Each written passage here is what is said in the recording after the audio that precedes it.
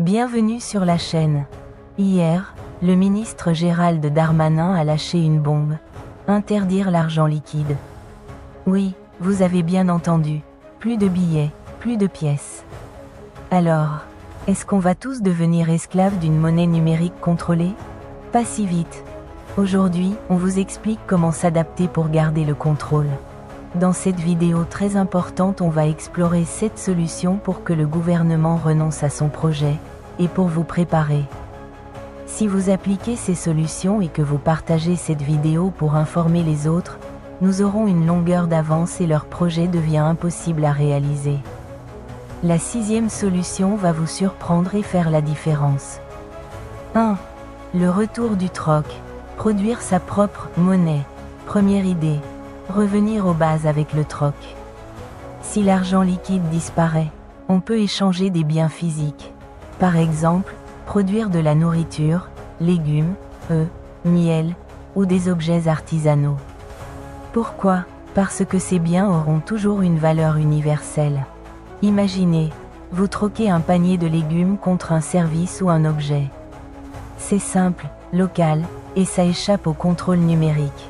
Conseil: commencez dès maintenant à cultiver un potager ou à apprendre un savoir-faire utile. 2. Les crypto-monnaies décentralisées. L'exemple de Monero. 2e solution. Les crypto-monnaies, mais pas n'importe lesquelles. Oubliez Bitcoin, trop traçable. Monero, par exemple, est conçu pour la confidentialité.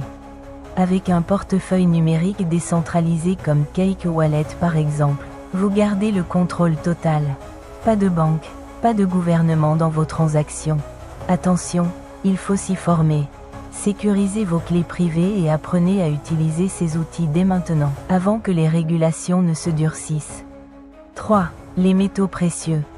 L'argent comme monnaie d'échange. Et si on revenait à des valeurs sûres?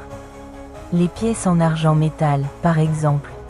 Leur valeur est stable, basée sur le poids et la pureté, et elles sont parfaites pour des échanges du quotidien.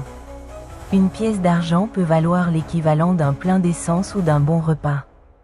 Bonus: l'argent métal est discret, durable, et universellement reconnu. Pensez à en acquérir auprès de revendeurs fiables. Les pièces d'or peuvent aussi servir de réserve de valeur. 4. Les objets technologiques comme monnaie alternative. 4e idée, un peu plus originale. Utilisez des objets technologiques comme monnaie d'échange. Une carte SD, un SSD, une clé USB, voire un smartphone. Ces objets sont pratiques à transporter, ils ont une valeur intrinsèque universellement reconnue selon leur performance et leur capacité de stockage. Leur prix peut baisser avec le temps, mais pour des achats quotidiens, c'est pratique. Imaginez échanger une clé USB contre un café ou une réparation automobile. C'est du troc moderne. 5. Les devises étrangères. Une porte de sortie. Si le cash est interdit ici, il restera légal ailleurs. Pensez à des devises largement reconnues comme le dollar américain ou le franc suisse, par exemple. L'idée? Qui pourra vous empêcher d'échanger des devises étrangères entre particuliers? Leur valeur est garantie par leur utilisation dans leur pays d'origine. Ça peut aussi servir pour voyager, commercer à l'international, ou même comme réserve de valeur. Attention, stockez-les en lieu sûr. Si les conditions deviennent invivables ici, une expatriation définitive peut être envisagée. Si le gouvernement veut garder des forces productives, il devrait y réfléchir à 2 fois. 6. Paradoxe. Garder ou retirer du cash avant l'interdiction est maintenant. Une idée qui va en choquer certains.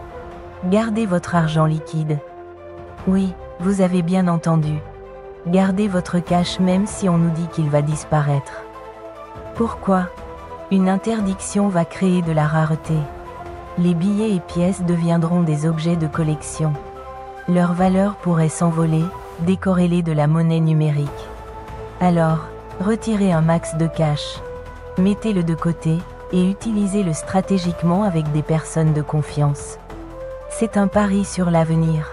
Si la masse se fait avoir, vous serez des lions au milieu des moutons. Soyez astucieux, et utilisez le cash au maximum dès maintenant. Retirez votre argent des banques pour montrer votre désaccord, et payez tout en espèces. Non seulement vous soutenez les commerçants locaux, ils auront moins de frais sur les paiements par carte bancaire, mais en plus, si tout le monde utilise systématiquement le cash, le gouvernement ne pourra plus l'interdire, et le problème sera définitivement réglé. 7. Construire des réseaux locaux et solidaires. Enfin, une solution souvent sous-estimée. Créer des réseaux locaux. Rejoignez des communautés qui valorisent l'échange, le troc, ou les monnaies alternatives.